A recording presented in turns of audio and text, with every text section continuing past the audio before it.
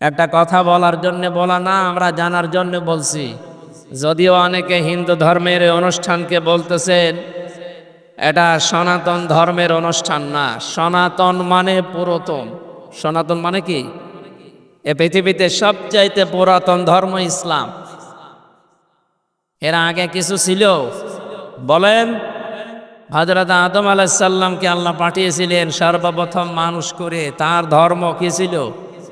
সুতরাং সনাতন ধর্ম এটা হিন্দু ধর্ম, খ্রিস্টান ধর্ম, বৌদ্ধ ধর্ম, ইহুদি ধর্ম নয়। এ পৃথিবীতে সনাতন ধর্ম মানে ইসলাম ধর্ম। কথা বলে না কেন? সেই ইসলামের যত ভালো ভালো কাজগুলো আছে তার অন্যতম আজকের এই অনুষ্ঠানটা। এটা কিন্তু একটা এবাদত। এটা কি চলছে বলেন তো? এবাদত যেইভাবে করা লাগে ওইভাবে করেন। মসজিদে নামাজ পড়তে যাই আমরা এবাদত মনে করে, নামাজে দাঁড়িয়ে কেউ গল্প করে, এদিক ওদিকে তাকায়, কয়টা ফ্যান আছে গুনে নেয়। সুতরাং ওই জায়গায় যেমন এবাদত মনে করেন। যদিও কাতারে অনেকের জায়গা হয় না, কষ্ট করে হলেও আপনি দাঁড়িয়ে নামাজটা আদায় করেন। এখানে আমরা দেখতে পাচ্ছি জায়গা হচ্ছে না, তারপরেও কষ্ট করে। কোরআনে কারিমের জন্য যদি কেউ কষ্ট স্বীকার করে তার ডবল সওয়াব হবে। এজন্য আমরা যারা আরামে আছি আপনাদের তুলনায় তাদের সওয়াব কিন্তু ডবল হচ্ছে। একটু কষ্ট করেন ভাই। সবাইকে নিয়ে আমরা আল্লাহর ওই দরবারে শুকরিয়া আদায় করছি যিনি আমাদেরকে এই মুক্ত একটা জীবন দিলেন। এই যে বাক স্বাধীনতা, এটা আল্লাহর পক্ষ থেকে যে 5টা জিনিস বান্দাকে দেওয়া হয়েছে স্পেশাল ভাবে, তার ভেতরে এইটা একটা। আসলে পুলিশ দেখেও মানুষ ভয় পাচ্ছে না, সেই ভয়টা কেটে গেছে। যে সমস্ত কোলাঙ্গার অফিসারদের কারণে আজ এই প্রশাসনের উপরে মানুষের ধারণাটা পুরা পাল্টিয়ে গেছে, তাদের বিচার করা দরকার। এ পোশাকটার অনেক মূল্য ছিল, কিন্তু কিছু কোলাঙ্গার এই জালেমাকে টিকিয়ে রাখতে গিয়ে পোশাকের অমর্যাদা করে এমন জায়গায় পৌঁছিয়েছে, দেখেন পুলিশ বসে আছে তারপরও ভয় পাচ্ছে।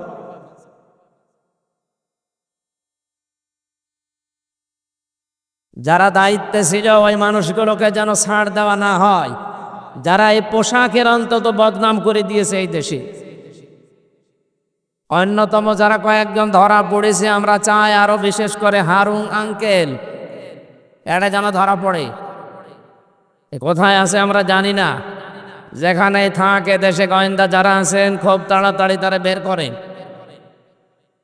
পোশাকের মর্যাদা তার জন্যে নাই, আরো আছে এরকম 27 জন আমি তালিকা জানি। এই 27 জনের কারণে আজ পুরা প্রশাসনের উপরে বাংলার মানুষের এত ক্ষোভ।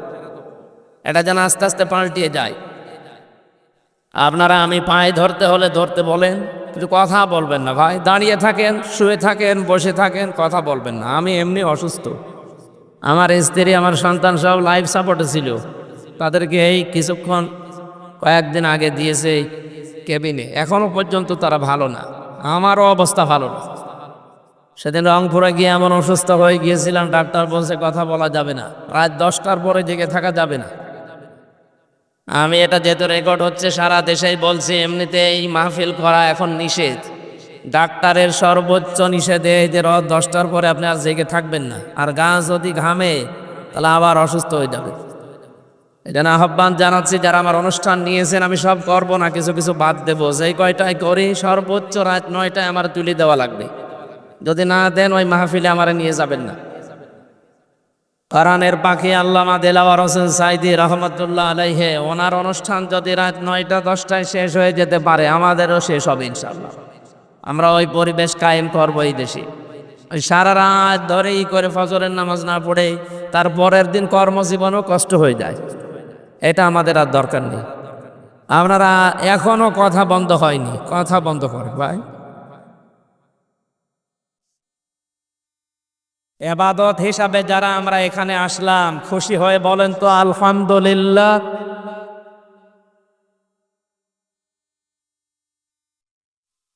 কোরআন শুনতে এসেছি যেহেতু, যারা শুনতে আসে তাদের আল্লাহ কিছু দায়িত্ব দিয়েছেন, যেহেতু এটা এবাদত।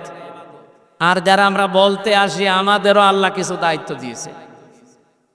আল্লাহ পাক বলেন যারা শুনতে আসে তাদেরকে বলবেন ফাস্তামিউ লাহু ওয়া আনসিতু, তারা যেন চুপ থাকে, 2 নম্বরে শোনে। 2টা কথা আল্লাহ তাদেরকে জানিয়েছেন, যদি মেনে নিতে পারেন লাআল্লাকুম তুরহামুন। আল্লাহ পাক বলেন আমার রহমত ওই জায়গায় নাজিল হবে। জোরে বলেন আল্লাহু আকবার। দল মত নির্বিশেষে যেটা পাওয়ার জন্য এই ময়দানে ছুটে এসেছি সেটা আল্লাহর রহমত। সেটা কি? সুতরাং কোরআনের আলোচনা যখন আরম্ভ হয়েছে, 1 নম্বরে চুপ থাকেন, 2 নম্বরে শোনেন। এটা আপনাদের দায়িত্ব। আমরা যারা বলতে এসেছি আমাদের দায়িত্ব কি? কোরআনে কারীম জানিয়েছে কিতাবুন উনজিলা ইলাইকা ফালা ইয়াকুন ফি সাদরিকা হারাজুম মিনহু লিতুনযিরা বিহি ওয়া যিকরা লিল মুমিনিন। সূরা আরাফের 2 নম্বর আয়াতে আল্লাহ বলেন এই যে একটা কিতাব আপনাকে আমি দিলাম, এটা যখন মানুষের সামনে উপস্থাপন করবেন, মানুষের সামনে ব্যাখ্যা বিশ্লেষণ তাফসীর করে শোনাবেন, তখন আপনার মনের ভেতরে যেন কোনো সন্দেহ, সংশয়, ভয়, ভীতি, দ্বিধা, দ্বন্দ্ব এইগুলো কাজ না করে। আপনার মনে যেন কোনো সংকীর্ণতা না আসে। এখানে হারাজন শব্দের অর্থ আমি তাফসীরে পেয়েছি 2টা, একটু খেয়াল করে শুনবেন।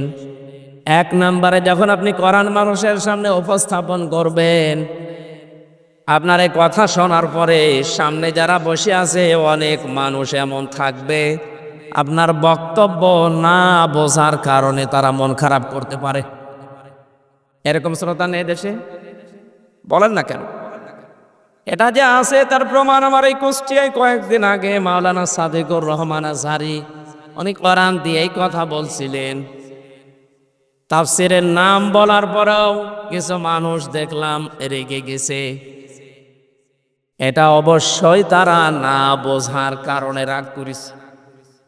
কথা বলা লাগবে। কোন মুসলমান দাবি করার পরে আল্লাহর কোরআনের কথা শুনলে রাগ হবে এমন মুসলমান এই দেশে আছে না? নেই। হয়তো না বোঝার কারণে মন খারাপ করে। আর একটা কারণ আছে।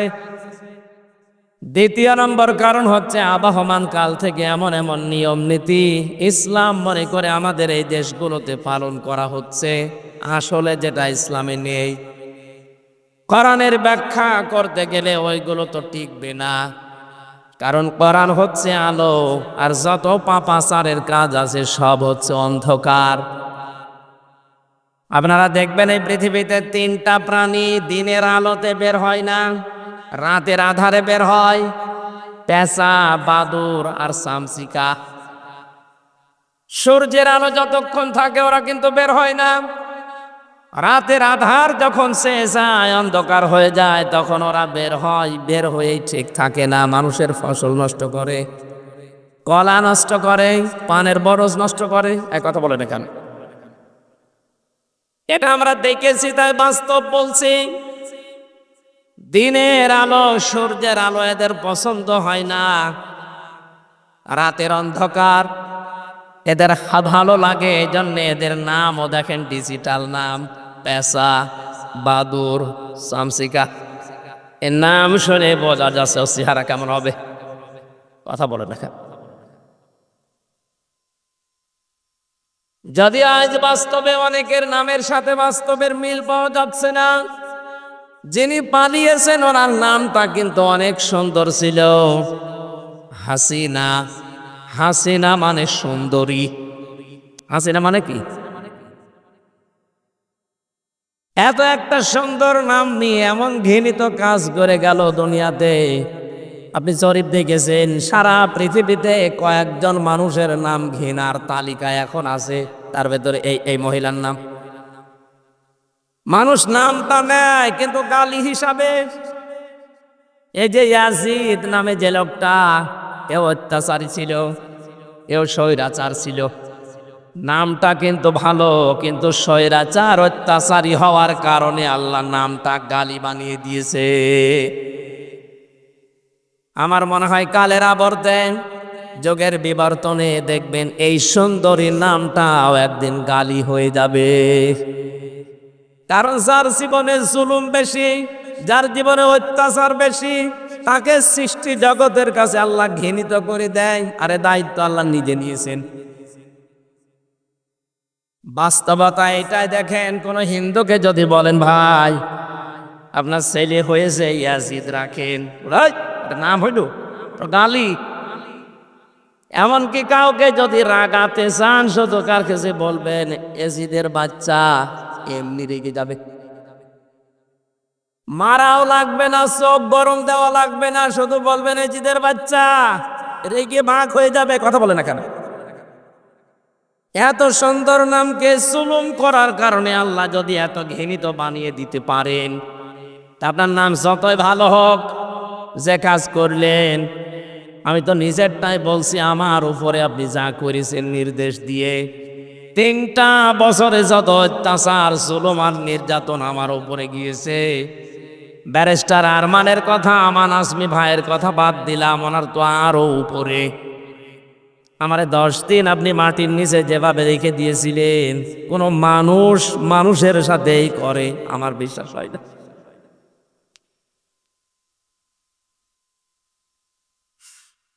এই অত্যাচারগুলো করার কারণে আমার তো যতটুকু এখন বাস্তবে জ্ঞান পেয়েছি, আমি দেখেছি আমার সংসারের দিকেই তাকিয়ে, এদেশের 18 কোটি মানুষ যদি ওই মহিলাকে মাফ করে দেয়, ব্যারিস্টার আরমানের বউ জীবনও মাফ করবে না।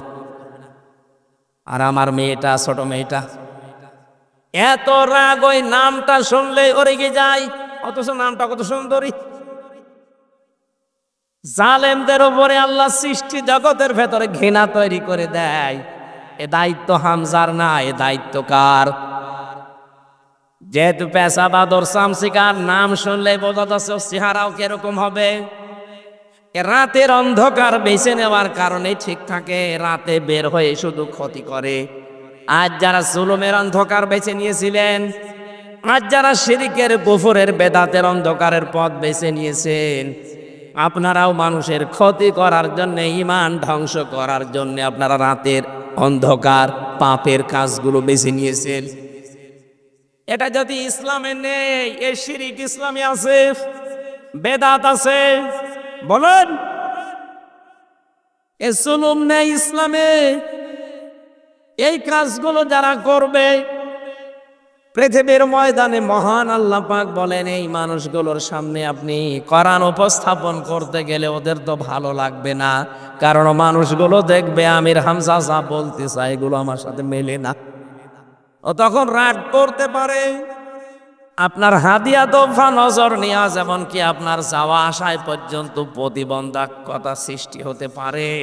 1500 বছর আগে এই কথা আল্লাহ কোরআনে জানিয়েছেন হারজনের ব্যাখ্যায়, অথচ বাংলাদেশে এখন এই 1.5 কথা বলছে নাকি? সেদিন দিনাজপুরে ছিলাম, উনি আমার কানে কানে বলছে, হুজুর এমন কোনো কথা বলবেন না যেন আমার গায়ে লাগে। আমি আপনার চিনি। কোথায়? আমার বাড়ি কুষ্টিয়া, আপনার বাড়ি দিনাজপুর, 250-300 কিলোমিটার পথ। এত দূর পর্যন্ত এসেছি বনে আপনাকে আমি দেখি, উনি আপনার নামও শুনিনি। আপনার বিরুদ্ধে যাবে মানে আপনার পক্ষে যাওয়ার মতো কোনো কথা আমার আল্লাহ কোরআনে দেয়নি।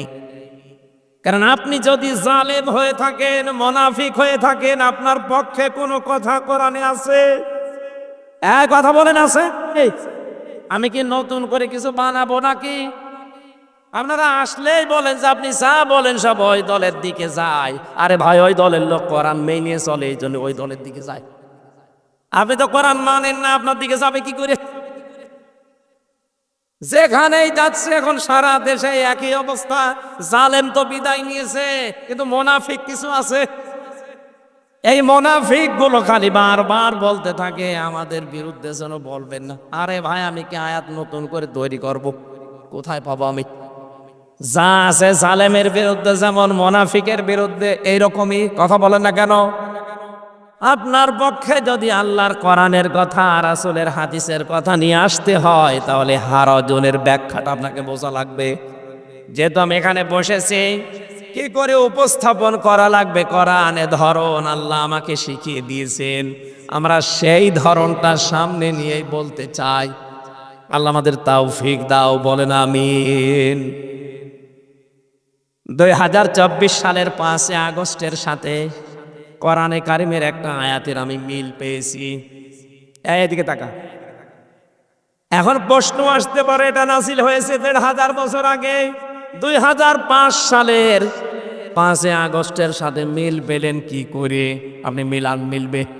সূরা নাম 44 নম্বর আয়াত, ফালাম্মা নাসু মা যুক্কিরু বিহি ফাতাহনা আলাইহিম আবওয়াবা কুল্লা শাইইন হাত্তা ইযা ফারিহু বিমা উতু আখাযনাহুম বাগতাতান ফাইযা হুম মুবলিসুন।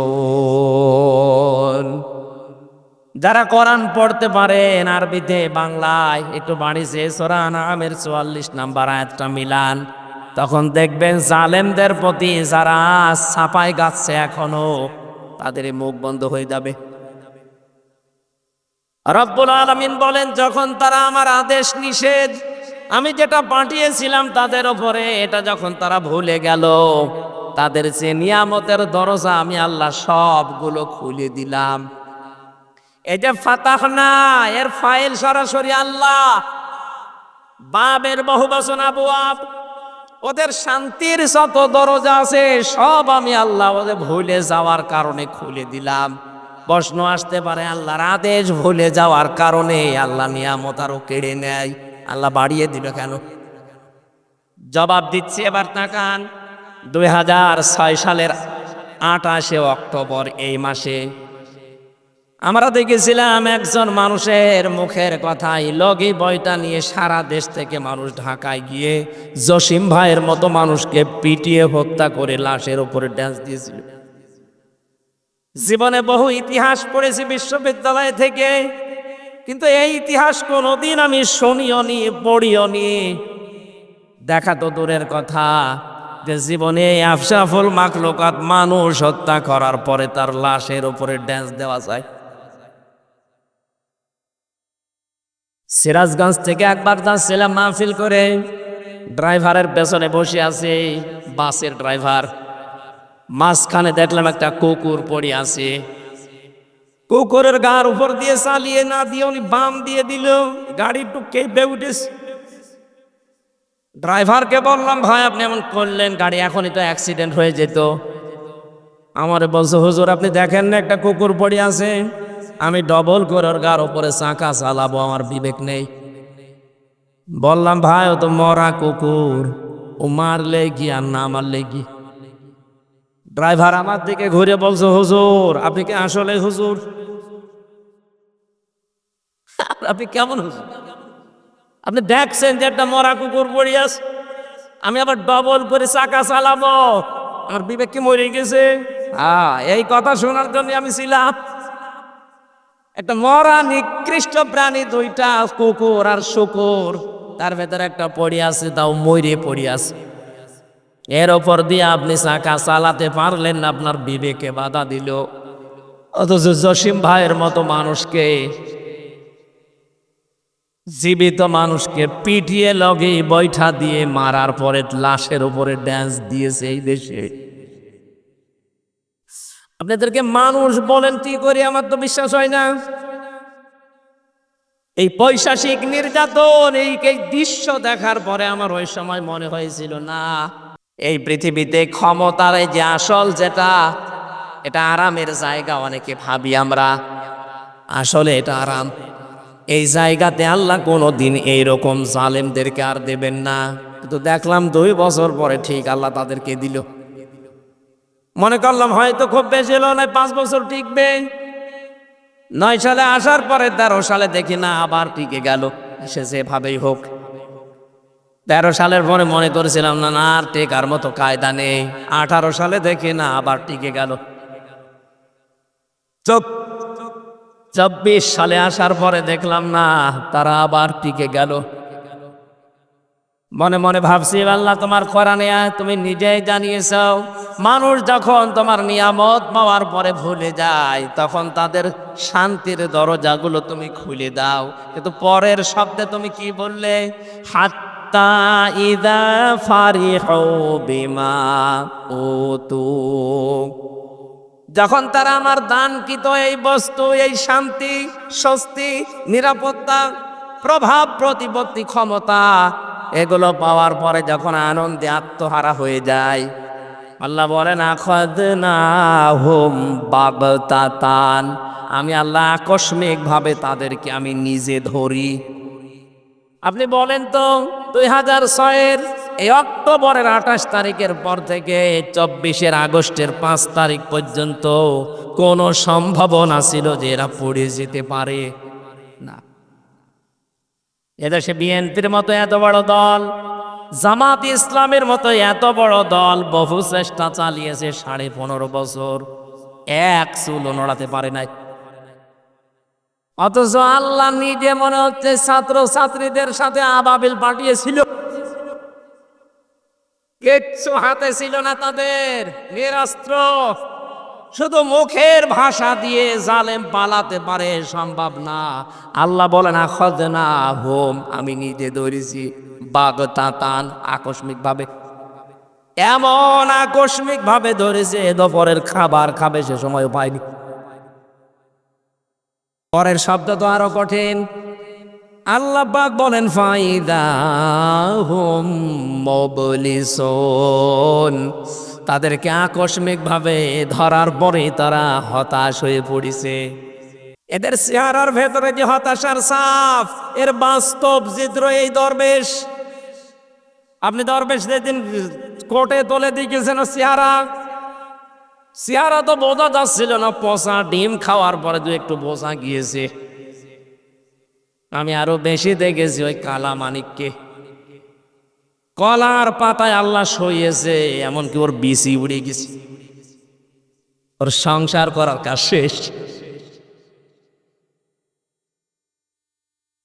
সূরা আলে ইমরান 178 নম্বর আয়াতে আমি এর সাথে মিল পেয়েছি, ওয়ালা ইয়াহসাবান্নাল্লাযীনা কাফারু আন্নামা নুমলি লাহুম খায়রুল লিআনফুসিহিম ইন্নামা নুমলি লাহুম লিয়াজদাদু ইসমা ওয়ালাহুম আযাবুম মুহিন। কাফেরেরা ধারণা করেছে তাদের এই ক্ষমতা আল্লাহ মনে হয় তাদের ভালোবেসে দিয়েছে তাদের কল্যাণের জন্যে, কিন্তু না, মানুষ যদি সত্যি জুলুমের পথ বেছে নেয়, ইন্নামা নুমলি লাহুম লিয়াজদাদু ইসমা, আল্লাহ পাক বলেন ওই মানুষগুলোর পাপের বোঝা দিনের পরে দিন তখন পরিপূর্ণ হতে থাকে। এ 15.5 বছর একদম ঠাই হয়েছে, পরিপূর্ণ যখন হয়ে গেছে পাপের বোঝা, ওয়ালাহুম আযাবুম মুহিন, ওদের জন্য অপমানজনক শাস্তি আল্লাহ রেডি করে রেখেছে।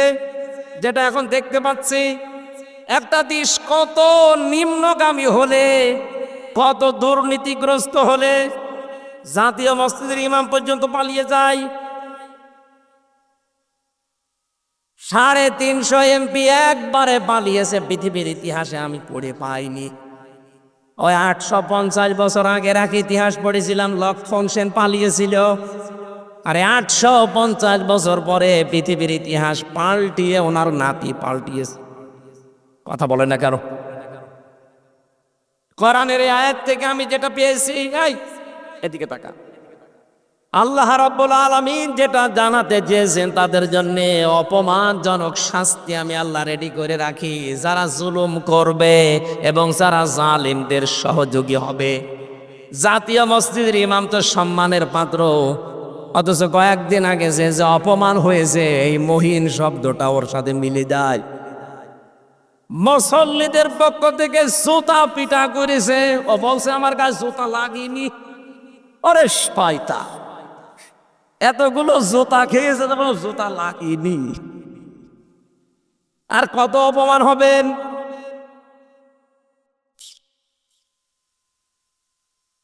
রাজশাহীবাসী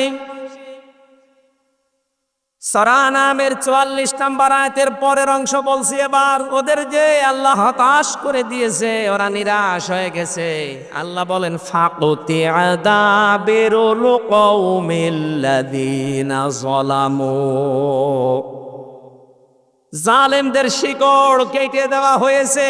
কেটেছে কে জানা নেই। ফাকুতিয়া মসল এর ফাইল জানা নেই। সুতরাং এই দেশে জালেমদের শিকড় কাটা আরম্ভ হয়েছে। এদেশে জালেমদের কোনো শিকড় থাকবে না। কে কাটবে কেউ জানবে না। আমরা চাই যারা বড় জালেম ছিল, যারা মাঝারি জালেম ছিল, যারা ছোট জালেম ছিল, প্রত্যেকের তালিকা করে করে মোড়ে মোড়ে টাঙিয়ে দেন। কোনো জালেম যেন আর এই বাংলাদেশে প্রবেশ করতে না পারে, নিজের এলাকায় যেন আর প্রতিষ্ঠা না পায়। এই কথা বলা লাগবে। এটা ওদের জুলুমের পুরস্কার। কারণ জালেমদের দুনিয়াও শেষ, আখেরাত তো শেষ হয়ে গেছে আগেই। জালেমদের জন্য আখেরাতে কিচ্ছু নেই। জালেম মরবে আর জাহান্নামে যাবে। কারণ জালেমরা আল্লাহর মামলার আসামি। শব্দটা অনেক ভারী। যারা এখনো পর্যন্ত এই দুঃসাহস দেখাচ্ছেন যে আমি পাশাপাশি আছি, চট করে ঢুকে পড়বো, আগে কিন্তু আর সেই 2024 সালের 5 আগস্টের আগের বাংলাদেশ এখন আর নেই। আমি সারা বাংলাদেশের 560টার উপরে থানায় ঘুরছি। সারা দেশে অবস্থায় একই। জালেম দেখলেই তাদের শিকড় কেটে দিচ্ছে, কোরআন জানাচ্ছে। কে কাটছে জানা নেই। জালেমদের ভেতরে ভয় লাগিয়েছে কে? যারা নিজেরা ভয় পায় তার প্রমাণ ওই যে গোপালগঞ্জের উনি বলছে, আপা ভয় পাবেন না, আপনি ঘাবড়াবেন না, আপনি ঘাবড়ালে আমরা নরম হয়ে যাই। ওরা যে নরম হয়েছে, ওদের শিকড় যে কেটে গেছে, এ কথা কার? জালেমদের ব্যাপারে ভয়ঙ্কর একটা কথা কোরআনে কারিমে আমি পেয়েছি। সূরা শূরা 42 নম্বর আয়াত, ইন্নামাস সাবিলু আলাল্লাযিনা ইয়াযলিমুনান নাস। আল্লাহ পাক বলেন, অবশ্যই আমি নিজে কিয়ামতের ময়দানে জালেমদের বিরুদ্ধে বাদী হয়ে মামলা দায়ের করব। এদেশের 1628টা চেয়ার ছিল। 1628টা চেয়ারে যারা ছিল, প্রত্যেকটা মানুষ এই দেশের জনগণের কাছে জালেম হিসাবে পরিগণিত। কথা বলা লাগবে। এই 1628টা চেয়ারের কারণে আজ হাজার হাজার মানুষ গুম হয়ে গেছে, খুন হয়ে গেছে, বছরের পরে বছর আমার মতো জেল খেটেছে। কত কিছু থেকে তারা বৈষম্যের শিকার ছিল। এমনিতেই ছেলে মেয়েরা ফুসে ওঠেনি। বিশ্ববিদ্যালয় থেকে অনার্স মাস্টার্স করে ফার্স্ট ক্লাস ফার্স্ট হওয়ার পরেও তার জায়গায় সে যেতে পারবে না। এর চাইতে বৈষম্য আর কি হতে পারে? আমরা চাই কিয়ামতের আগে এই বৈষম্য যেন এদেশে আর ফিরে না আসে। জালেমরা যেহেতু এই দেশে হামসার মামলার আসামি না, এরা সরাসরি মামলার আসামি। কার? এজন্য কোনো জালেম এদেশে থাকতে পারবে না। এদেশে থাকতে হলে মানুষের বন্ধু হয়ে থাকা লাগবে। নবীজির হাদিস ছিল, খায়রুন নাস মাইয়ানফাউন নাস। হাদিসের ব্যাখ্যার দিকে আমি পড়েছি, নবীজি কিন্তু এ কথা বলেন না যে সর্বোত্তম মানুষ ওই লোকটা যে লোকটা মুসলমানের উপকার করে না। খায়রুন নাস মাইয়ানফাউন নাস। ইয়ানফাউ মুজারে বর্তমান ভবিষ্যৎ, প্রেজেন্ট ফিউচার। নাস মানে মানুষ। নবীজি খায়রুন নাস ইয়ানফাউল মুসলিমুনা বলতে পারতো না? পৃথিবীতে যারা মুসলমানের উপকার করে এরাই উত্তম না। মানুষ হয়ে যদি কেউ মানুষের উপকার করে, মানুষকে সাহায্য করে, তাকে একটু এগিয়ে দেওয়ার জন্য চেষ্টা চালায়, আল্লাহর দরবারের উত্তম মানুষ। সুবহানাল্লাহ বলতে পারেন না? এটা আমার মনে হয় এই বাংলাদেশে সবচাইতে বেশি এই হাদিসটা মেনে চলছে এখন আমিরে জামাত ডাক্তার শফিকুর রহমান। আপনি দেখছেন না 5 তারিখের পর থেকে তার অ্যাক্টিভিটিস। বিশ্বনবী কাদের স্ত্রী খাদিজাতুল কুবরা রাদিয়াল্লাহু তাআলা আনহা 5টা বিষয়ে সান্ত্বনা দিয়েছিলেন যে আপনি তো এই 5টা কাজ করেন, আপনাকে আল্লাহ ভয় দেখাবে না। আপনি ভয়হীন, আপনাকে কেউ ভয় দেখাতে পারে না। তার 2 নাম্বারে এটা ছিল ওয়া তাহমিলুল কাল্লা, আপনি মানুষের বোঝা হালকা করে দেন। এই 15.5 বছরে কত মানুষের বোঝা আপনি আরো ভারী করে দিয়ে গেলেন। বিশেষ করে 5 আগস্টের আগ পর্যন্ত এই দেশে 2780 জন এখনো পর্যন্ত হাসপাতালে কাতরাচ্ছে। তারা তাদের পরিবারের কাছে, ভাই বোনের কাছে, মা বাবার কাছে বোঝা। এক কথা বলে না কেন? 1080 জনের উপরে শহীদ হয়েছে এই দেশে। এই মানুষগুলো পরিবার চালাতো, অথচ পরিবারের জন্য তারা বোঝা। হাজার হাজার কোটি কোটি টাকা ঋণের বোঝা বাংলাদেশে রেখে আপনি পালিয়ে গেলেন। আপনি নবীর উম্মত হতে পারবেন? নবীর আদর্শ ছিল বোঝা আরো হালকা করে দেওয়া। আর এমন দেশ আপনি উপহার দিয়ে চলে গেলেন। এখন আমার একটা মেয়ে যদি এই দেশে আসে, জন্ম নেয়, সে 1 লাখ টাকা তার মাথার উপরে বোঝা। হাজারো মানুষের বোঝার কারণ আপনি। হাজার হাজার লক্ষ লক্ষ মানুষের মাথার উপরে যে বোঝাগুলো দিয়ে গেলেন, চিন্তার বোঝা, খাদ্যের বোঝা, কত রকমের বোঝা তাদের মাথার উপরে দিয়ে আপনি আরামে খাচ্ছেন। আর নিজে নিজে মোবাইল করে করে ফোন আলাপ ফাঁস করেন মানুষকে ভয় তাকাতে। আপনার এই এই এই বাটপারি মানুষ বুঝে ফেলেছে। ও নিজে নিজে ওগুলো করে, এডিট করে এরপরে ছাড়ে, যেন ওর নিজের ভেতরে, মানুষের ভেতরে একটু সঞ্চার হয় আসার। এটা মানুষ কিন্তু বুঝে ফেলেছে যে নিজে নিজে ফোন করে ফোন আলাপ আপনি ফাঁস করছেন। এদেশের সত্যি বলছি আমি, সারা দেশ ঘুরে অবস্থা একই। কোন জালেমের ঠাঁই এদেশে আর হবে না। আশা করছি কোন জালেম যদি ধরা পড়ে ওর উপযুক্ত শাস্তি না দিয়ে যেন আদালত জামিন না দেয়। দেখছি কয়েকজন জামিন পাচ্ছে। যারা দায়িত্বে আছেন সাবধান, উর্মির মতো করবেন না।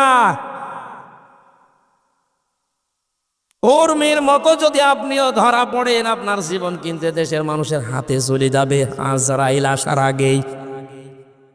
আজরাইল জান কবজ করতে আসবে পরে, আগে করবে জনগণ। এটা না আশা করবো কোন জালেম যদি সত্যিই প্রমাণ হয় এটা জালেম জুলুম করেছে, তার যেন জামিন না হয়। আমি বিনা কারণে যদি 3 বছর জেল খাটতে পারি, জালেমদের তো 9 বছর খাটা দরকার। এই কথা বলা যাবে না, কথা বোঝার চেষ্টা করে। আমি যে কথাটা বোঝাতে চাচ্ছি, আমরা যেহেতু এমন একটা পরিবেশ, এমন একটা দেশ চাচ্ছি, বিশ্ব নবীকে তার স্ত্রী সান্ত্বনা দিয়েছিলেন, হে আমার স্বামী, আপনি কখনো ভয় পাবেন না। কারণ যে মানুষগুলো মানুষের বোঝা হালকা করে দেয়, তাদেরকে আল্লাহ নির্ভয় করে দেয়। এর বাস্তব প্রমাণ যার নাম বললাম, এই লোকটা। আমি নিজে তার সাথে চলেছিলাম। তার যে তাকওয়া, এই লোকটার যে ইবাদত বন্দেগী আমি কাছ থেকে দেখেছি, আল্লাহর উপরে তার যে তাওয়াক্কুল, ভরসা, এমনি এমনি তৈরি হয়নি। এই মানুষটা একামতের দিনের এই লাইনে আসার পর থেকে জীবন উৎসর্গ করে দিয়েছে মানবতার জন্য। এই দেশে 18 কোটি মানুষের এই একজনের নামেই শুধু বানাই ডাক্তার শফিকুর রহমান, মানবতার ফেরিওয়ালা। বিশ্ব নবীকে তার স্ত্রী খাদিজা বলেছিল এটা। আপনি ভয় পাবেন না, কোনো কিছু আপনাকে ভয় দেখাতে পারে না, কারণ আপনি মানুষের বোঝা হালকা করেন। আপনি কোন নবীর উম্মত দাবি করছেন, মানুষের বোঝা আরো ভারী করে দিচ্ছেন। আমার পরিবারে 3টা বছরে যে বোঝা তৈরি করে দিয়ে গেলেন, আমার বাবা অসুস্থ, আমার মা অসুস্থ, আমার ম্যাডাম লাইফ সাপোর্টে ছিল কয়েকদিন আগেও, মেয়েটা আইসিইউতে, আর আমি জেলখানায় পড়ে আছি 3 বছর। কোনো কিছু করার পরে যদি আমার দিতেন আমি মেনে নিতাম, কিচ্ছু জানি না। আপনি নিজেই বলতেন রিমান্ডে এসে, বলে না আপনি জানি কিছু করেননি, তারপরও ওপরের নির্দেশ। এই ঠনকো একটা মামলা দিয়ে, মামলায় যদি আমার সাজাও লাগিয়ে দিত, তাও সর্বোচ্চ 3 মাস। অথচ 33 বারের উপরে মামলাটা আমার সিএমএম কোর্ট, জজ কোর্ট, হাইকোর্ট। 33 বার আমার বাবা, আমার চাচা, আমার যারা শুভাকাঙ্ক্ষী ছিল, জোর জোর করে তুলেছিল মামলা, জামিন দেয়নি। কয়েকদিন আগে মামলাটা পুরা খারিজ হয়ে গেছে। বিচারপতি ওইটা দেখার পরে বলছে, কি দেখে বিচার করবো, এর ভেতরে কোনো মাল নেই। যা, এর ভেতরে মাল নেই। 3 বছর তো মামলা আপনার কাছে ছিল, এতদিন তো বলেননি যে মাল নেই। উনি এই কথাই আমারে বলতো, আমি পরবর্তীতে কথা বলেছিলাম, বছর বছর আমার হাত বাঁধা। আমি জানি শুধু ওনার না, এখন যেহেতু ওনার হাত খোলা, এখন ন্যায় বিচার করতে পারছে। এদেশে 1628টা চেয়ার আছে, আব্দুল হান্নান ভাই সহ প্রত্যেকটি মানুষের চেয়ারের হাত যেন আবু সাইদের মতো খোলা থাকে। আমার ভাইরা, আমরা আর কিয়ামতের আগে এই দেশে যারা চেয়ারে বসবে তাদের হাত বাঁধা দেখতে চাই না, চাই সবার হাত খোলা থাকবে। হাত খোলা থাকলে আমার বছর এই বিচার পাবেন আপনি এই থানাতে গিয়ে, ফাঁড়িতে গিয়ে। এক কথা বলেন না কেন? আর যদি হাত বেঁধে দেন, আব্দুল হান্নান না ওনার বাবাও যদি চেয়ারে বসে বলবে আমার হাত বাঁধা। এই জন্য আমরা চাচ্ছি এদেশে কারো হাত যেন আর বাঁধা না থাক। জামাত ইসলামী বাংলাদেশের পক্ষ থেকে 41টা প্রস্তাবনা দিয়েছে, আপনারা দেখেছেন। এর ভেতরে 2টা অন্যতম, যে প্রশাসনে ছাড়াই আছে তাদেরকে যেন আলাদা করে দেওয়া হয়। ওই অমক নেতা পাতি ছাতি কি বলবে সেই অনুযায়ী কাজ করা লাগবে। তার মানে কি ওনারা কি আপনার গোলাম নাকি? 18 কোটি মানুষের টাকা যে ওনার বেতন হয়, সবার দিকে তাকানো লাগবে। জামাত ইসলামের এই প্রস্তাবনার সাথে আমরা একমত কিনা বলেন?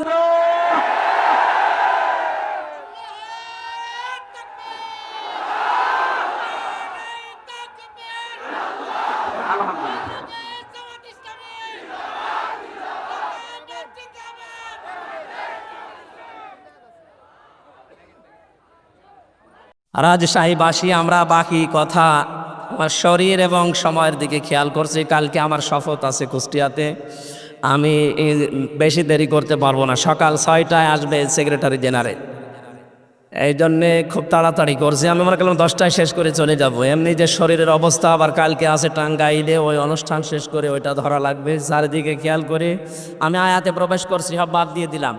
সূরা হুদ থেকে একটা মাত্র আয়াত পড়েছি, 36 নম্বর আয়াত। এখন এই ঐতিহাসিক প্রেক্ষাপটের ব্যাকগ্রাউন্ড, এরপরে শিক্ষা, এগুলো সব বলতে গেলে অনেক সময় যাবে। আমি সব বাদ দিয়ে সরাসরি প্রবেশ করছি, নাকি জবান ছেড়ে আমরা কোরআনে প্রবেশ করি। আউযু বিল্লাহি মিনাশ শাইতানির রাজিম, বিসমিল্লাহির রহমানির রহিম। ইলা নূহিন আন্নাহু লা ইউমিনা মিন কওমিকা ইল্লা মান ক্বাদ আতামানা ফালা তাবতাইস বিমা কানু ইয়াফআলুন। আমার ভাইরা, এই পৃথিবীতে লক্ষাধিকের উপরে আল্লাহ নবী পাঠিয়েছিলেন।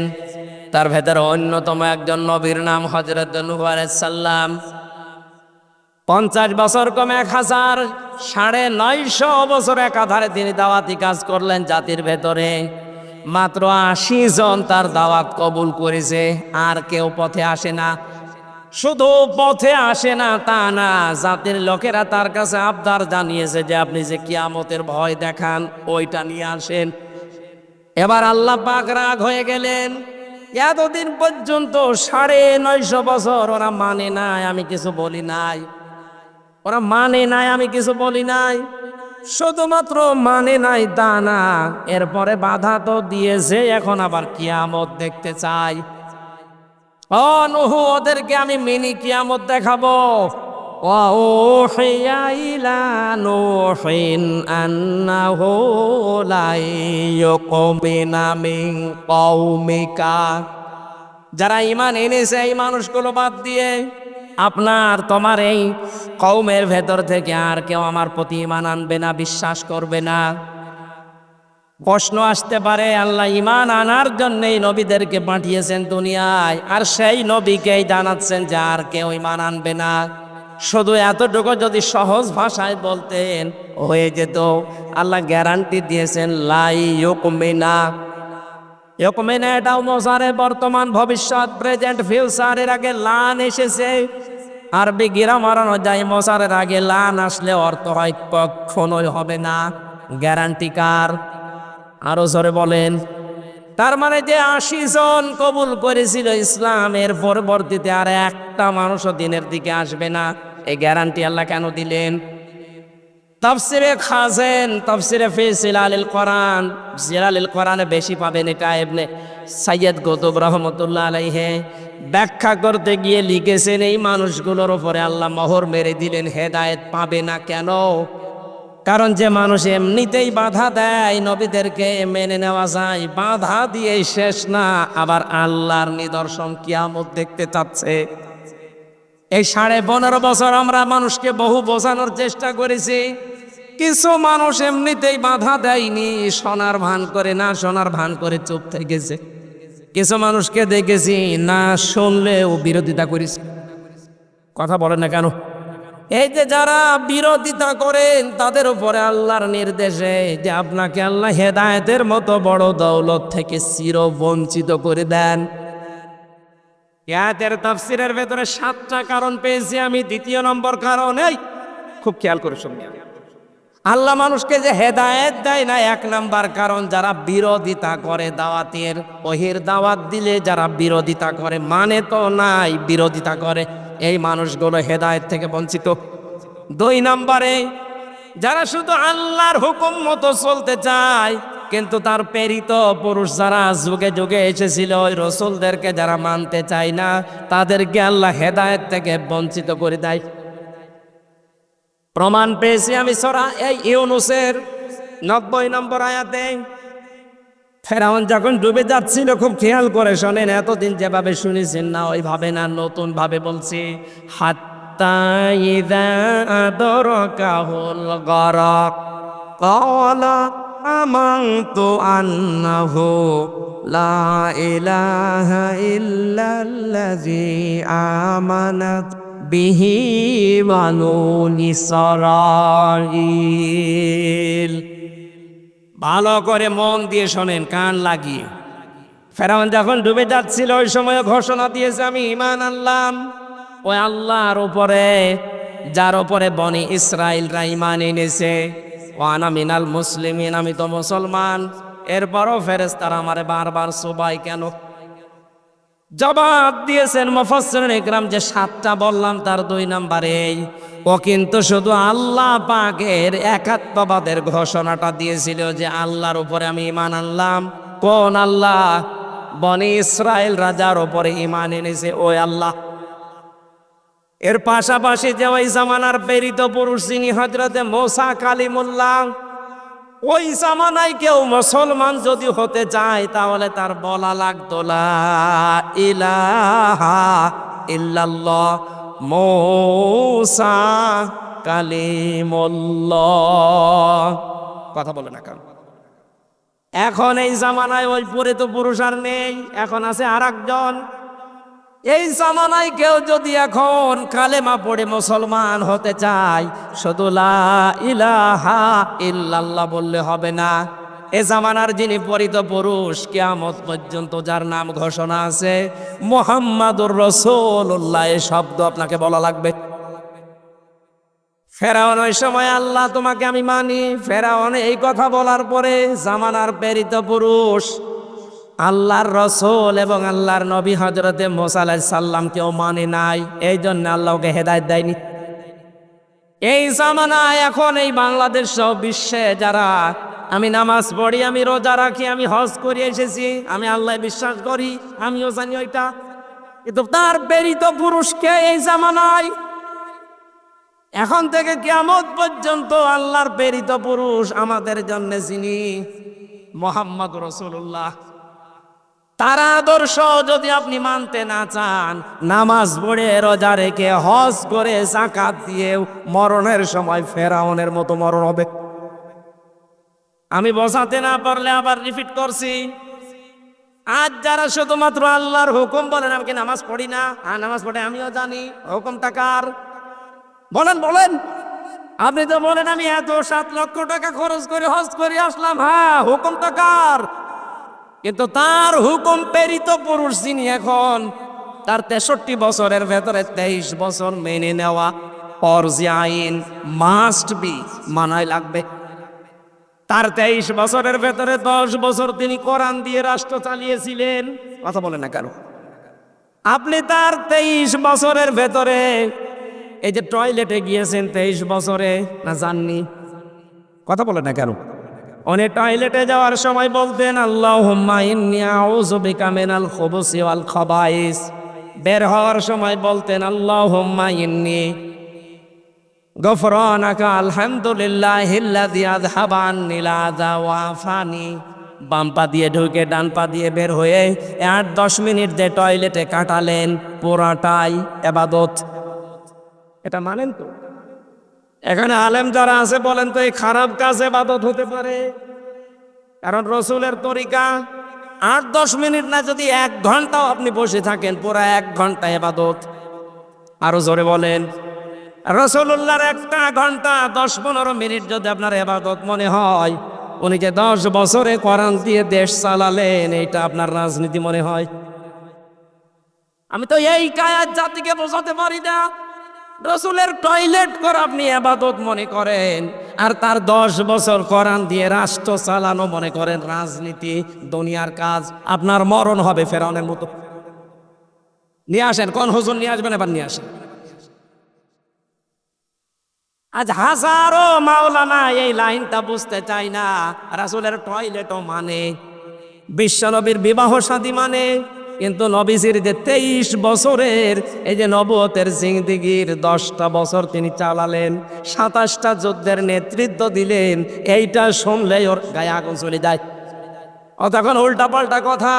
হ্যাঁ, এটা রাজনীতি হচ্ছে, এটা দুনিয়ার কাজ, এটা জঙ্গিপনা, এটা মৌলবাদের কাজ। আপনি বলতে পারলেন এটা? মুসলমানদেরকে যদি এই দেশে কেউ আর কিয়ামতের আগে মৌলবাদ বলে, তাকে আমরা উচিত শিক্ষা দেব ইনশাআল্লাহ। কিসের মৌলবাদ? এই শব্দের ধোয়া তুলেই তো এই 15.5 বছর হাজার হাজার মানুষ গুম হয়েছে। এই মৌলবাদ, মৌলবাদ, জঙ্গিবাদ, এই ধোয়া তুলেই হাজারো মানুষকে আয়না ঘরে নিয়ে হত্যা করা হয়েছে। এই ধোয়া তুলে আমার 3 বছর জেলে রেখেছে, এই ধোয়া তুলে। জঙ্গিবাদের মামলা, কি জঙ্গি কি করেছে আমি? যে মামলার নাম দিয়েছে আনসার আল কি যেন, ছাতা জীবনে নামই শুনি না। সুতরাং এই ধোয়ার কারো ফাঁদে পা দিয়ে যেন তুলতে না পারে কেউ। অনেকে দেখছি তুলছে যে মৌলবাদের উত্থান এই দেশে হবে না। একথা যারা বলছেন আপনি সংশোধন হবেন। মুসলমানদেরকে মৌলবাদ বললে এই দেশে আপনারও জায়গা হবে না ইনশাআল্লাহ। যতগুলো পয়েন্ট নিয়ে আসি সামনে, সবগুলো বলতে গেলে তো শরীর সাপোর্ট করছে না, খুব তাড়াতাড়ি করি ভাই। হেদায়েত থেকে নিজেকে বঞ্চিত করে দিয়েন না। নূহ আলাইহিস সালামের জামানায় মাত্র 80 জন, এরপরে আর কেউ আসে নাই। আল্লাহ বললেন ইল্লা মান ক্বাদ আমান, যারা এনেছে এবার যে আর আনবে না। ফালা তাবতাইস বিমা কানু ইয়াফআলুন, আফসোস করবেন না, হতাশ হবেন না, দুঃখে ভেঙে পড়বেন না। ওদের কাজগুলো ওদের করতে দেন। আমরাও এইটার উপরে আছে, বহু ওয়াজ করেছি। 15.5 বছর চলছে, কোরআনের বাকি 50টা বছর চেষ্টা চালিয়েছি। হেদায়েত পাওয়ার মতো মানুষ আমরা দেখছি খুব কম। যদিও আগস্টের 5 তারিখের পর থেকে দেখতে পাচ্ছি হ্যাঁ অনেক কিছু বেড়ে গেছে। আল্লাহ পাক যেন এই ধারাটা অব্যাহত রাখেন, বলেন আমিন। একটা জরিপ পেয়েছিলাম আমি, আগস্টের 5 তারিখের পর থেকে 1 মাস 5 দিনে, মাত্র 1 মাসের ভেতরে সেপ্টেম্বরের 5 তারিখ, তার মানে 1 মাস হয়। সেপ্টেম্বরের 5 তারিখের তা জরিপ পেলাম, এই দেশে 100 জনের 14 জন মানুষ এখনো পর্যন্ত ওই জালেমদের সাপোর্ট করছে। 100 জনের 28 জন মানুষ আছে থালা নিয়ে শুধু খাবো খাবো এই ধান্দায়। 100 জনের 58 জন মানুষ এখন চায় এদেশে আল্লাহর এই বিধান চালু হোক। যে বাস লেগে গেছে, আল্লাহর রহমত অবশ্যই আছে, আমরাও চাই। আর কিছুদিন যেতে দেন, দেখবেন এই দেশে 100 জনের 100 জনই চাইবে আল্লাহর বিধানটা কায়েম হোক। কিন্তু এই যে 28 জন থালা এখনো হাতে পায়নি, অথচ এর ভেতরে শুধু উল্টা পাল্টা কথা। দেন দেন, কি দেব? 1 লাখ বিবাহ করার পরে বাসর রাতে বউ রেখে বাইরে গেছে, দাদি শাশুড়ি এসে বলছে কি গো নাতি বউ আমার কিন্তু নাতি চাই, পতি চাই। শাশুড়ি এসে বলছে, বৌমা কি করবা আমি জানি না, আমার কিন্তু নাতি চাই। দেবর আর ননদ এসে বলছে, ভাবি কি করবা আমরা জানি না, আমাদের কিন্তু ভাতিজা চাই। স্বামী এবার এসে বলছে, কই আমার বেবি চাই। ও মাথা হইছে করে বলছে, তোমার বংশ কিসব পাগল, আমার এখনো কিছু হয়নি, এখনো 10 মাস 10 দিন সময় দাও, সংসার হোক, এরপরে কারো বেবি, কারো নাতি, কারো ভাতিজা, কারো পতি সব হবে। কথা বলে না কেন? কেবল মাত্র 15.5 বছরের জঞ্জাল বিদায় করে কেবল হাতে নিয়েছে, আর এর ভেতরে খালি দেন দেন দেন। আপনার নাতি দেবে, আপনার পতি দেবে, আপনার ভাতিজা দেবে, আপনার বেবি দেবে, ওকে ফ্লাক্সিলোড করে নিয়ে আসবে। পরের সময় দেবেন না একটু? 15.5 বছরের জঞ্জাল এখনো কি বিদায় হয়েছে? 100 জনের 65 জন আমরা দেখতে পাচ্ছি অনেকে বিদায় নিয়েছে, পরিবর্তন অলরেডি হয়ে গেছে, আর বাকিগুলোরও থাকার দরকার নেই। পড়াটা পাল্টিয়ে ফেলুক, সংস্কার করা, যেহেতু সংস্কার আন্দোলন, এটা যেই 9টা দফা দিয়েছিল ছাত্র আন্দোলনের এই ভাইরা, তার ভেতরে সংস্কার তারা চায়নি, আমরা চাই সংস্কার করে হাতে দিক, নাই তো এখন দেন দেন করলে আবার দিনের ভোট রাতি হয়ে যাবে। কথা বলেন না কেন? খুব বেশি দিনও না, আমরা সংগত সময় অন্তত 10 মাস 10 দিন লাগে একটা বাচ্চা হতে, সেই সময় তো দেওয়া লাগবে। যেন আমাদের দুঃখ আফসোস নেই, যে যা করছেন করেন, তার হিসাব তাকে দেওয়াই লাগবে। আল্লাহ রাব্বুল আলামিন হযরত নূহ আলাইহিস সালামকে এবার আদেশ দিলেন, ওরা যা আরম্ভ করেছে শুধু কিয়ামত চাই তা তো বলে না, আপনার উপরও এবার অত্যাচার, জুলুম, নির্যাতন একেবারে শেষ করে ফেললো। আমি আল্লাহ আপনাকে আদেশ দিলাম, ওয়াসনাইল ফুলকা বিআয়ুনিনা ওয়া ওয়াহয়িনা ওয়ালা তুখাতিবনি ফিল্লাযিনা যালামু ইন্নাহুম মুগরাকুন। রব্বুল আলামিন বলেন, একটা নৌকা কিস্তি বানাও, কিস্তি তৈরি করো, আমি আল্লাহর নির্দেশ মতো, আমার চোখের সামনে, তার মানে আমার তত্ত্বাবধানে। নির্দেশ কার? আরো জোরে বলেন। আল্লাহ পাকের নির্দেশ মতো, তার ওহী মতো, তার চোখের সামনে, তার মানে তার কুদরত অনুযায়ী নূহ নবী নৌকা বানালেন 3 তলা। 3 তলা নৌকায় তিনি তুলতে বললেন তার আহাল পরিবারের শুধু সন্তান আর স্ত্রী বাদ দিয়ে বাকিগুলোকে, 2 নম্বরে জোড়ায় জোড়ায় পশু আর পাখিকে, 3 নম্বরে ওই 80 জন ইমানদারকে। মুফাসসিরে আয়াত থেকে তাফসিরে ফি জিলালিল কোরআন শিক্ষা দিতে চেয়েছেন, নূহ নবীর নৌকা এটা আল্লাহর নির্দেশে তৈরি হয়েছিল। আজ বাংলাদেশে অনেকে এই ঘোষণা কিন্তু দিয়ে ফেলেছিলেন, আমাদের এই নৌকা ও নূহ নবীর নৌকার সাথে মিল আছে। নূহ নবীর নৌকাকে আল্লাহ বললেন, তোমার আহাল পরিবারের ভেতরে যে 2 জন আছে বেঈমান, তোমার ছেলে আর তোমার স্ত্রী, তাদেরকে নেওয়া যাবে না। আর ওই যে 80 জন ইমানদার, ওদেরকে নাও, বাকি কোনো বেঈমান যেন নৌকায় না ওঠে। আর আপনি কি করলেন এই 15.5 বছরে? নৌকা তো পুরা বেঈমান দিয়ে ভর্তি করা।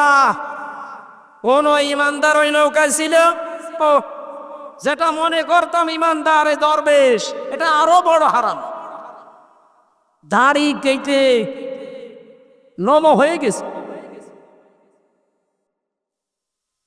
36,000 কোটি টাকা।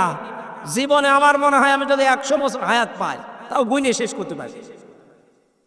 আমি গ্যারান্টি দিতে পারি, ডাক্তার শফিকুর রহমান জানিয়েছেন, 5 বছর 10 বছরের জন্য একটু আমাদের হাতে দেন, 36,000 কোটি না, 36 পয়সা এদেশ থেকে চুরি হবে না ইনশাআল্লাহ।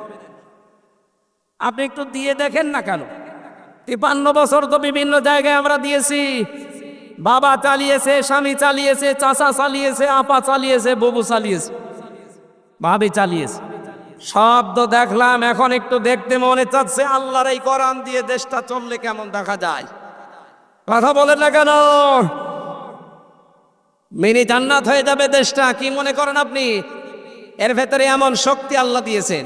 খালি 500 আয়াত আছে শরীয়তের বিধান, এগুলো একটু চালু করে দেন, এই বাংলাদেশ মিনি জান্নাত হয়ে যাবে। অনেকে বলছে তাহলে একটু ডাল মাইল খাই, এগুলো কি হবে? আরে ভাই, আপনার ডাল খেতে মনে চাইবে না। মসজিদে প্রবেশ করলে কেউ কি লাল পানি খেতে চায়, ডাল খেতে চায়, বিড়ি খেতে চায়? যতই নিশা লাগুক, ডাল খেতে চাইলে মসজিদ থেকে বের হয়ে খান, কারণ ওই পরিবেশটা ওইরকম। কোরআনে কারিমের 500 বিধান চালু করে দেন এই দেশে রাষ্ট্রীয়ভাবে, আল্লাহর কসম পুরা বাংলাদেশের 56,000 বর্গ মাইল হয়ে যাবে মসজিদের মতো। তখন মনেও চাইবে না যে একটু লাল পানি খায়, একটু ডাল খায়, একটু একটু আকিস বিড়ি খায়, আর মনে চাইবে না ইনশাআল্লাহ। আমরা চাচ্ছি ওইটাই, যে এমন মানুষগুলো আসুক। আপনি মানুষ জান্নাত চায় কিন্তু মরতে চায় না, ন্যায় বিচার চাই বারবার, অথচ ন্যায় বিচার করবে যারা সৎ লোক, সে মানুষগুলোকে আমরা দিতে চাই না। এক কথা বলেন না কেন? সুতরাং নূহ নবীর নৌকায় ওঠার শর্ত ছিল ইমানদার হওয়া লাগবে, আর আমাদের এমন নৌকা বেঈমান হওয়া লাগবে। আল্লাহ তাআলা বলেন, নৌকা যখন ছাড়বা সাবধান, আলা তুখাতিবনি ফিল্লাযিনা যালামু ইন্নাহুম মুগরাকুন।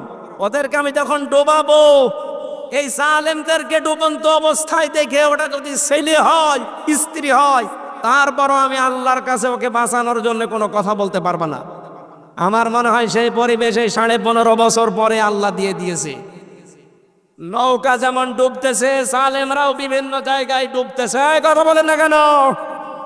ইমানদার আমরা যারা আছি, যারা নির্যাতন, অত্যাচার, জুলুমের শিকার ছিলাম, এই মাজলুম মানুষ, ওদের দৃশ্য দেখে এখন যদি মায়া কান্না করে, না এটা আমার অমুক দুলা ভাইয়ের শালীর মেয়ের অমুক ছিল, এটা বাঁচাও না, জালেমদের ক্ষমা নেই। কথা বলেন না কেন? এ ফতোয়া আমি নিজে বানালাম। আলা তুখাতিবনি ফিল্লাযিনা যালামু, জালেমদের পক্ষে ওকালতি করবেন না। ওদের শাস্তি যদি না হয়, নূহ আলাইহিস সালাম বলেছিলেন, রব্বিলা তাদার আলাল আরদি মিনাল কাফিরিনা দাজ্জারা, ওদের একটা আন্ডা বাচ্চা পর্যন্ত যেন জীবিত না থাকে, কারণ যেইটা বাঁচবে ওইটা আর একটা হারামি জন্ম দেবে। আমরা চাচ্ছি আল্লাহর এই ফতোয়াকে সামনে রেখে কোনো জালেমের পক্ষে ওকালতি করব না, ওর যা শাস্তিও আগে পাক, তাহলে এই দেশে আর কেউ নতুন করে জুলুম করার সাহস দেখাবে না ইনশাআল্লাহ। হাদিস পড়েছিলাম, যে ব্যক্তি কোরআন শরীফ পড়ে আর কোরআনকে এজহার করার চেষ্টা করে, এজহারের 7টা অর্থ আছে প্রধান। এর প্রথম অর্থ এজহার মানে দাঁড় করানো। এজহার মানে কি? এরপরে স্পষ্ট করা। এজহার মানে বিজয়ী করা। সুতরাং যে ব্যক্তি কোরআন আমরা পড়ি, যারা কোরআনকে বিজয়ী করার জন্য যদি চেষ্টা চালাই, ফাহাল্লা হালালাহু ওয়া হাররামা হারামাহু, এর ভেতরে হালালকে হালাল জেনে তখন আমরা মানতে পারবো, হারামকে হারাম জানার পরে তখন ছেড়ে দেওয়া সহজ হবে। কথা বলেন না কেন? আল্লাহর নবী বলেন, আদখালাহুল্লাহুল জান্নাহ। যদি পরিবেশ এরকম হয়ে যায়, কোরআন যদি বিজয়ী থাকে, হালালকে হালাল জেনে মানতে পারো, হারামকে হারাম জেনে ছেড়ে দিতে পারো, দেখবা পুরা পরিবেশটাই জান্নাতের পরিবেশ হয়ে যাবে। ওখান থেকে বিদায় নিলেই আদখলা, এটা মাসি। নবীজি বলেন, আদখালাহুল্লাহুল জান্নাহ, আল্লাহ তাকে জান্নাতে দিয়েই দিয়েছে। আমরা এরকম একটা দেশ চাই না যেখানে মরলেই জান্নাত পাওয়া যাবে। কথা বলেন ঠিক কিনা? আল্লাহ এরকম একটা পরিবেশ, আমার জীবনের সবচাইতে বড় আকাঙ্ক্ষা, তামান্না, যে এইটা দিয়ে দেশ চলছে, এটা যেন দেখে মরতে পারি। আরো জোরে বলেন আমিন, বলেন আমিন। এই আকাঙ্ক্ষা আল্লাহ যেন পূরণ করেন আমাদের, আল্লাহুম্মা আমিন। লা ইলাহা ইল্লা আনতা সুবহানাক ইন্নী কুনতু মিনাজ জালিমিন। রব্বুল আলামিন, অসুস্থ শরীর নিয়ে ঘন্টা খানিক কথা বলেছি তোমার বান্দা বান্দীদের সামনে। কোরআনে কারিমের যে কথা বোঝাতে চেয়েছি, আশা কল সবাই দিয়েছে, এটা আমল করার তৌফিক সবাইকে দিয়ে দাও। বড় আশা, বড় আকাঙ্ক্ষা, বড় তামান্না জীবনে আমার, তোমার এই কালাম দিয়ে বাংলাদেশটা চলছে এটা দেখার। আল্লাহ আমার চর্ম চোখে এটা দেখে মরার তৌফিক দিও। যে পরিবেশ তুমি আমাদের হাতে তুলে দিলে, পরিবেশটা তুমি দীর্ঘস্থায়ী করে দাও। কোরআনে কারিম যেন তোমার এই জমিনে বাস্তবায়ন হয়ে যায়, বান্দা বান্দীদের মন দিল এই দিকে ঝুঁকিয়ে দাও। এ বিশাল আয়োজন করতে গিয়ে বাংলাদেশ জামাত ইসলামী কিশোরহাট পৌরসভার উদ্যোগে যারা শ্রম দিল, আল্লাহ